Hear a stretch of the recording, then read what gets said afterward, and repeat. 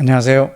하나님의 나라를 위한 기도 동역자 여러분, 오늘 또 하늘의 19번째 시간에 이 방에 오신 걸 환영합니다. 어느덧 한 9분 응선을 넘어간 것 같습니다. 우리는 지금 하나님의 나라를 위하여 또 하나님과 회의를 하기 위하여 말씀을 묵상하기 전에 하나님 앞에 드리는 기도에 대하여 한 20가지로 함께 하고 있습니다. 이것은 매번 할 때마다 20개의 기도를 다 하라는 것이 아니고 제가 말씀 묵상할 때마다 했던 기도들을 공통된 것들을 모아서 20개로 편집을 해서 저도 정리를 해서 기도할 때마다 좀 보고 기도하고 있는 내용들입니다. 그 중에 이제 2번 남았습니다. 오늘 19번째인데 19번째 묵상전 기도는 이렇습니다. 아버지, 묵상을 통해 내 마음과 내 입에 둔 주의 말씀들이 성취될 때까지 쉬지 않고 기도할 수 있는 흔들리지 않는 믿음을 내게 주소서입니다.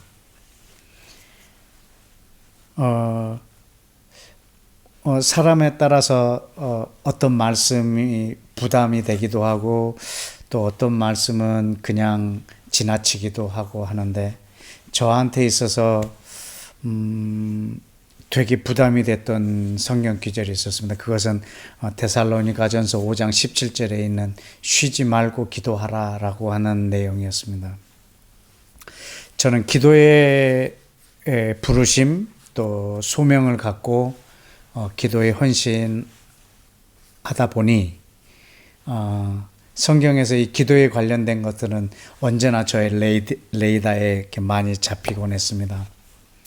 근데 쉬지 말고 기도하라고 하는 것에 대해서 다른 사람은 모르겠는데 저한테는 굉장히 많이 부담으로 다가왔었습니다. 그래서 한동안 골방에 있을 때는 정말 그야말로 쉬지 않고 기도해 본 경험이 있습니다. 아주 거의 24시간. 어떻게 했냐면 아침에 눈을 뜨자마자 기도를 시작을 했고 그리고 중간중간에 화장실 갈 때나 밥을 먹을 때 계속 이동하면서 또 밥 먹으면서 그렇게 계속 기도를 했습니다. 기도를 쉬지 않고 한번 해보면 어떤 것을 쉬지 않고 하는 건가에 대해서 제가 이렇게 실험을 또 해보고 싶었고 하나님이 뭘 원하시는지를 좀 깨닫고 싶어서 그렇게 해본 적이 있었습니다. 그래서 식사도 반찬을 놓고 이렇게 하면은 이렇게 주위가 산만해져서 기도가 중단될까봐 밥통에서 밥만 퍼서 젓가락을 들고 와서 밥을 계속 씹으면서 기도를 했습니다. 반찬은 안 먹고. 그렇게 세 끼를 먹으면서 기도를 했습니다. 그냥 맨밥도 오래 씹으면 굉장히 달콤합니다. 그래서 그렇게 기도를 했고 한계가 이제 잠을 자야 되는 시간이 된 거예요. 그래서 계속 쉬지 않고 기도하고 싶은데 하나님은 우리를 잠을 자도록 만들어 놨구나. 또 사랑하는 이에게 잠도 주신다는 말씀도 있고 잠까지 안 자면서 기도해야 되는가? 그거는 아닌 것 같다. 그러면은 내가 자는 동안에도 쉬지 않고 기도할 수 있는 방법이 있겠는가? 그래서 내가 잠을 자도 내 무의식은 깨어 있겠구나. 그래서 하나님께 그렇게 기도했습니다.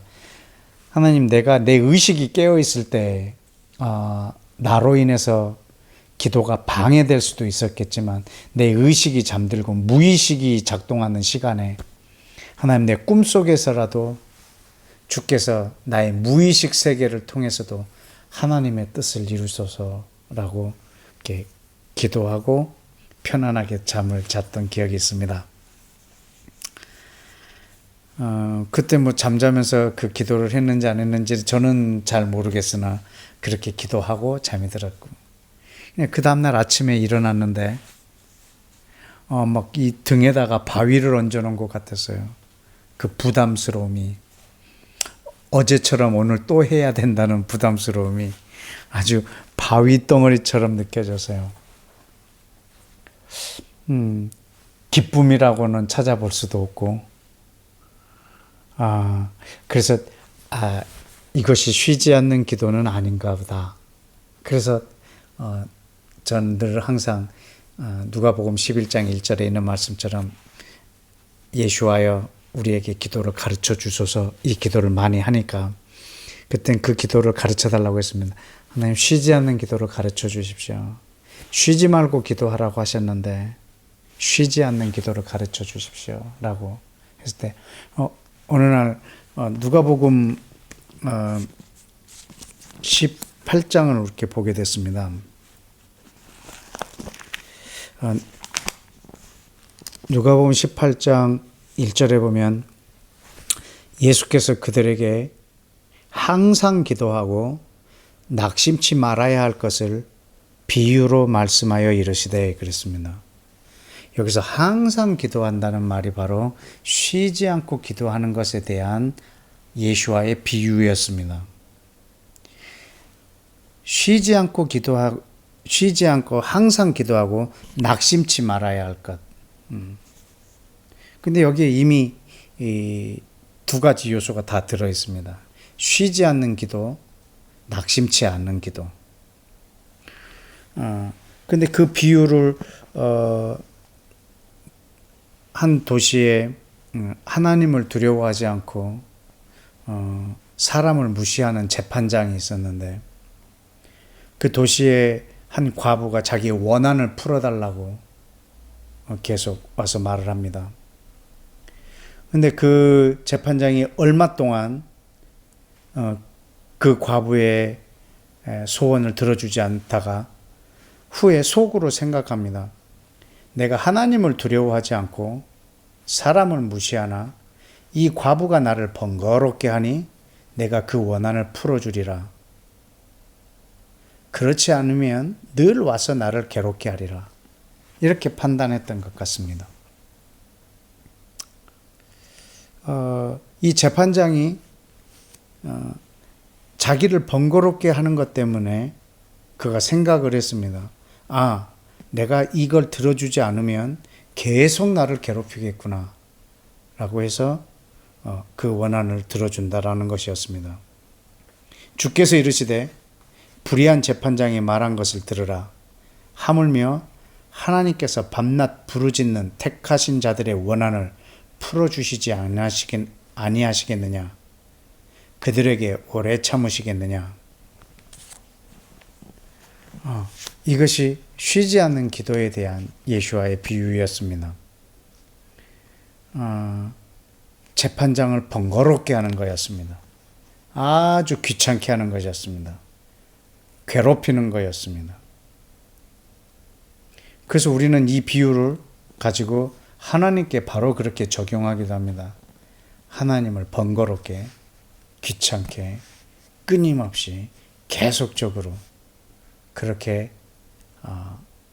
부르짖는 것을 이 비유로 듣고 이해를 하고 있습니다. 근데 8절에 보면 내가 너희에게 이르노니 속히 그 원한을 풀어주시리라. 그러나 인자가 올 때에 세상에서 믿음을 보겠느냐 하시니라. 여러분, 인자가 오고자 할 때, 예수와께서 이 땅에 다시 오고자 할 때, 이 세상에서 믿음 있는 자를 보겠느냐라고 말을 했습니다. 항상 기도하고 낙심치 말아야 될 것을 비유로 가르쳐 주셨고, 그 비유의 내용이 재판장과 과부의 내용이었습니다. 여러분, 이 비유는 그냥 말 그대로 비유입니다. 어떤 한 가지를 가르쳐 주기 위한 비유입니다. 그것은 항상 기도하는 법을 가르쳐 주려고 들었던 비유입니다. 근데 이 비유의 결론이 뭐냐면 믿음을 보겠느냐에 있습니다. 항상 기도하는 것은 믿음을 놓지 않는 기도입니다. 여러분이 24시간 기도한다 해도 마음에 이미 그 믿음을 놓았다면 그건 쉬는 기도일 것이고, 어쩌다 한번 내 입으로 말하며 기도한다 하지만 여러분이 그 믿음을 놓고 있지 않다면 여러분 기도를 쉬지 않고 계시는 것입니다. 우리의 믿음은 하나님이 일하는 작업실입니다. 내가 그 믿음을 놓는 순간 그 작업실의 일의 힘은 현저히 떨어질 것입니다. 우리는 그 믿음을 흔들림 없이 붙잡고 있어야 된다는 것이 이 쉬지 않는 기도의 비유였습니다. 우리는 내 생각, 또 내 욕심, 내가 이루고 싶은 것, 내 뜻, 내 계획을 하나님께 말하고 이걸 이루어 줄 때까지 말하는 그런 기도의 말이 아닙니다. 하나님께서 우리에게 해주신 약속에 대하여 그렇게 신실하라는 것입니다. 우리의 믿음은 내가 생각한 것이 그대로 이루어질 것에 대한 믿음이 아니라 하나님의 약속이 이 땅에 이루어질 것에 대한 우리의 믿음입니다. 여러분, 하나님은 전능자이십니다. 그분은 전능자이시기 때문에 말씀과 동시에 성취입니다. 그분이 성취하시지 않을 거라면 말씀하시지 않으셨을 것입니다. 그래서 그분의 약속은 곧 성취입니다. 그래서 우리는 그 약속을 볼 때마다 그걸 붙잡고 기도해야 합니다. 여러분, 우리 하나님은 전능하십니다. 전능자의 약속은 약속과 동시에 성취입니다. 그것이 성취될까? 성취되지 않을까? 이루어질까? 안 이루어질까? 이것이 우리의 고민의 대상은 아닙니다. 그리고 내가 얼마나 열심히 기도했느냐가 또 그 성취를 좌우하는 조건은 아닙니다. 그것은 반드시 이루어집니다. 근데 그것이 이루어질 때까지 믿음을 놓지 않는 자들의 그 믿음이 필요합니다. 그들의 열심이 필요합니다. 하나님이 말씀하셨으니까 저절로 이루어지겠지. 여러분, 하나님의 모든 약속은 시간이 되면 저절로 이루어지는 약속이 아니라 반드시 그 종들, 그 믿음의 사람들에게 하나님이 계시하시고 쉬지 않고 그들의 말하는 것으로 하나님이 일을 하시기 때문에 그렇습니다. 마치 하나님의 약속을 붙잡고 우리가 기도하는 것은 무엇과 같냐면, 저는 과거에 그런 경험이 있는데, 주일 예배 때문에 일본과 우리가 그 월드컵 예선 티켓 한 장 놓고 싸울 때였습니다. 96년도였을까요? 아마 그쯤 됐을 것 같은데. 그때는 우리는 축구 경기 전체를 못 봤습니다. 그리고 교육자 회의가 끝나고 빨리 앞에 그 교회 앞에 마트에 가가지고 오늘 결과를 그 마트 주인을 통해서 듣게 되었고, 결국에는 역전해서 이겼다라고 아주 기쁜 소식을 들은 적이 있습니다. 그리고 그것을 그 다음날 저는 재방송으로 봤습니다. 너무너무 편한 마음으로. 먼저 일본이 한 골을 넣었는데도 제 마음에는 더 기쁩니다. 왜냐하면 나는 그 결론을 알고 있기 때문에. 쟤네들이 한 골 넣고 너무 좋아하는 걸 볼 때 나는 그 좋아하는 모습을 보고 더 좋더라고요. 왜냐하면 역전할 걸 저는 이미 알고 있었기 때문에. 어떻게 알았냐고요? 어제 본방송을 했고 오늘 재방송이기 때문에 재방송을 보는 그 기쁨이죠. 그리고 이미 저녁에 스포츠 뉴스를 통해서 하이라이트를 통해서 누가 언제 무슨 골을 넣는 것까지 다 알고 있기 때문에 저는 그 순간이 되는 것을 막 기다리고 있습니다. 저 선수가 언제 저걸 찼지?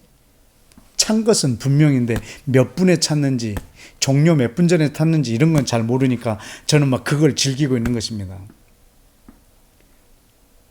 어느 순간에 찼는지 모르지만 분명히 찬 건 알고 있기 때문에 저는 막 기대하면서 보고 있습니다. 근데 제 마음의 그 소원대로, 내가 이미 본 대로, 멋지게 중거리 슛으로 이긴 것을 저는 경험했습니다. 저는 그때, 하나님의 뜻을 붙잡고 기도하는 게 이런 거겠구나라는 생각했습니다. 왜냐하면 말씀과 동시에 이미 성취이니까. 하나님의 약속은 반드시 이루어질 것이니까. 저는 그것을 주님이 약속하신 것을 나는 발견할 때마다 저는 그것이 본방송이요. 그리고 내 기도하는 이 모든 여정은 재방송과 같은 여정입니다. 그럼 언제 이루어질지는 모릅니다. 그래서 저는 이미 봤습니다. 그러나 저는 그것을 볼 때까지 그 믿음을 놓지 않습니다. 흔들리지 않습니다. 왜냐하면 전능자의 약속이기 때문에, 어저께 본방송을 봤기 때문에 저는 흔들리지 않습니다.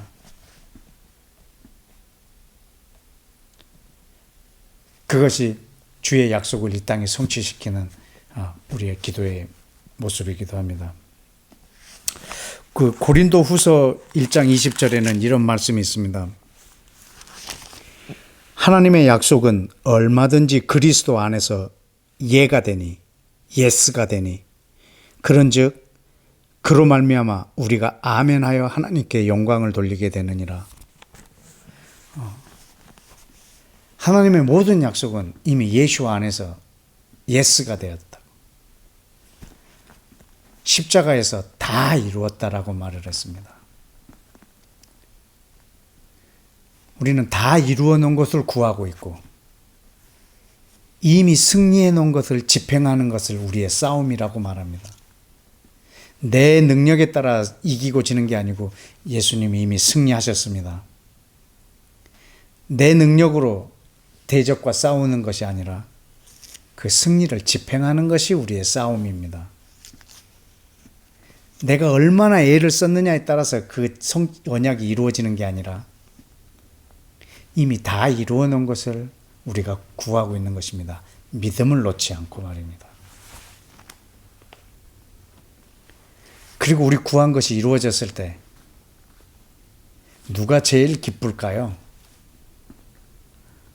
그걸 약속하신 분, 그리고 날마다 그것을 놓고 부르짖었던 사람일 것 같습니다.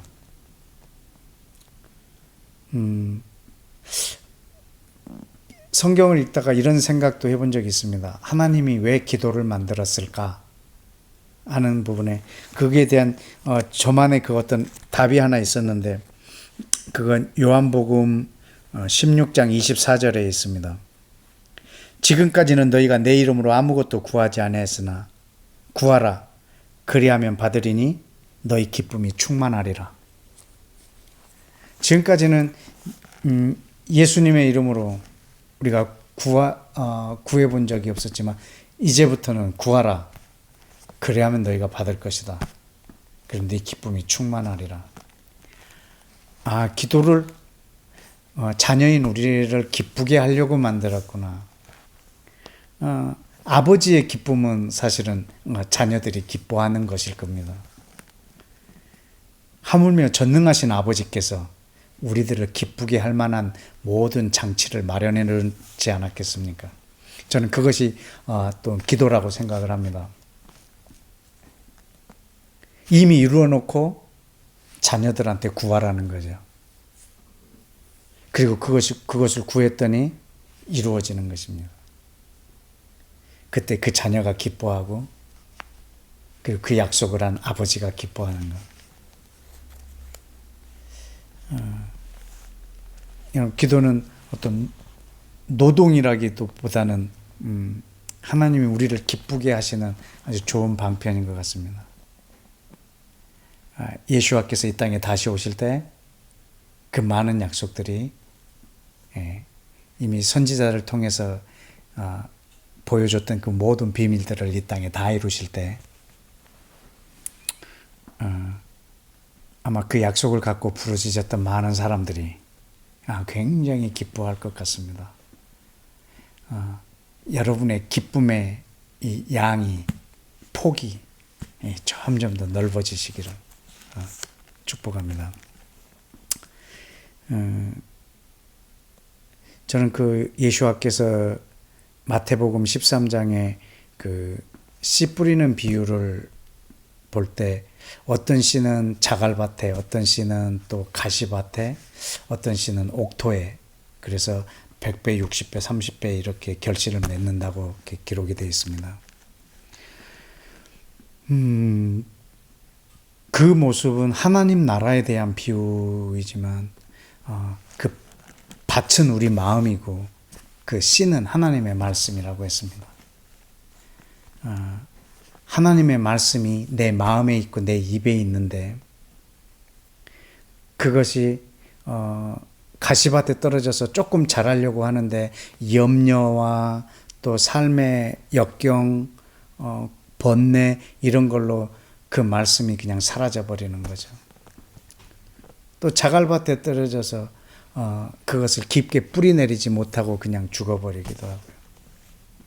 그러나 옥토에 떨어졌을 때 수십 배, 수백 배의 결실을 한다라고 했습니다. 그것이 어떻게 보면 우리의 이 기도의 열매를 하나님의 나라의 비유로 말씀하시지 않았나 저 또한 생각합니다. 사단은 우리 입으로 기도하는 것은 막지 못해도 그것을 오랜 시간 동안 흔들림 없이 그걸 붙잡고 있는 것은 얼마든지 방해할 것입니다. 삶의 염려로 그리고 여러 사람들과의 관계 속에서 이 약속을 그냥 놓아버리게 만드는 그런 사단의 열심들이 있을 텐데 우리는 환경과 상관없이 그 약속을 붙잡는 아주 담대하고 흔들림 없는 그런 믿음이 필요할 것 같습니다. 우리 마지막으로 이사야 62장에도 우리가 자주 봤던 말씀 중에 하나가 있는데 62장 6절과 7절에 예루살렘이여 내가 성벽 위에 파수꾼을 세우고 그들로 하여금 주야로 계속 잠잠하지 않게 하였느니라. 너희 여호와로 기억하게 하는 자들아 너희는 쉬지 말며 또 여호와께서 예루살렘을 세워 세상에서 찬송받게 하시기까지 그로 쉬지 못하시게 하라. 너희는 쉬지 말며 그로 쉬지 못하시게 하라. 하나님이 약속한 것이 이루어질 때까지 예루살렘을 세워 세상에서 찬송받게 하실 때까지 하나님으로 하여금 쉬지 못하시게 하라. 그 방법은 우리가 쉬지 않고 말해드리는 것입니다. 기억나게 해드리는 것입니다. 그것이 바로 쉬지 않는 기도입니다. 저와 여러분이 이 쉬지 않는 기도의 동역자가 되어서 하나님의 언약과 그 약속들이 많이 이 땅에 성취되어지기를 예수와 이름으로 축복합니다. 함께 기도하겠습니다.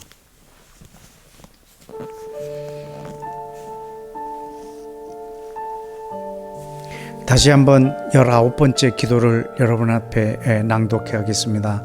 아버지, 묵상을 통해 내 마음과 내 입에 둔 주의 말씀들이 성취될 때까지 쉬지 않고 기도할 수 있는 흔들리지 않는 믿음을 내게 주소서입니다.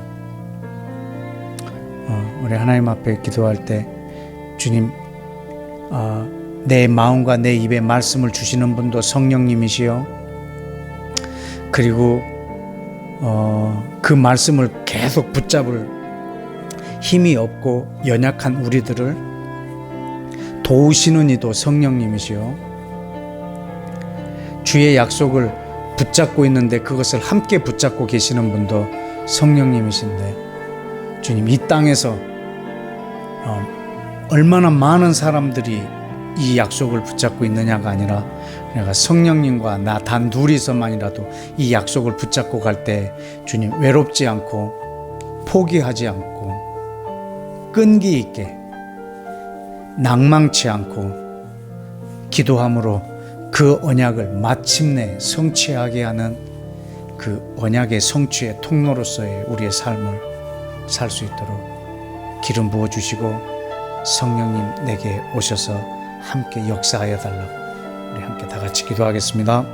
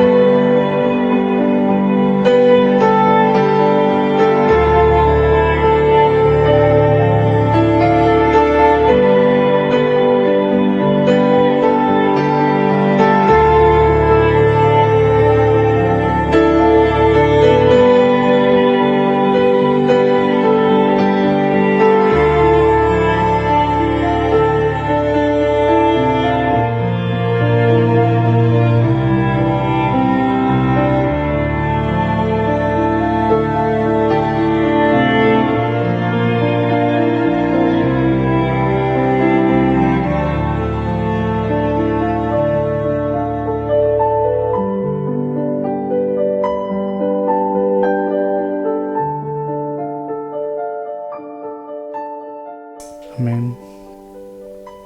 우리 한 번 더 다시 기도하십시다. 그러면 성경에 있는 약속들은 그것이 성취되기 위해서 아주 굉장히 많은 시간들이 필요합니다. 4,000년이 되었는데도 아직 성취되지 않은 약속도 있습니다. 아브라함을 통해서 너로 인하여 모든 민족을 복주겠다고 하신 그 약속 아직 성취되지 않았습니다. 우리 지난주에 봤지만 이방인들을 통해서 시기 나게 해서 이스라엘을 돌이키겠다고 한 신명기 32장에 있는 3,500년도 더 된 약속이 아직 이 땅에 성취되지 않고 있습니다.